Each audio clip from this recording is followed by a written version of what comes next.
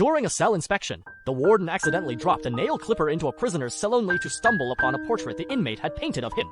The painting was remarkably lifelike, but the arrogant warden saw it as a brutal insult to his dignity. He immediately confiscated all the prisoner's art supplies and snapped that the man would never be allowed to apply for painting privileges again for life.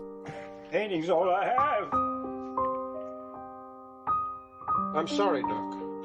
To outsiders, this might have seemed like a trivial matter, but for a prisoner robbed of his freedom, having his soul's spiritual anchor torn away felt like a death blow. The next day, while working his assigned job, Doc was a changed man. He asked for a sharp axe under the pretense of work. Before acting, he slipped something into another inmate's pocket, then called over a guard with a baton end in front of the guard. He brutally chopped off 4 of his own fingers. It was a silent protest, yet no guard dared to file a report or pursue accountability for it.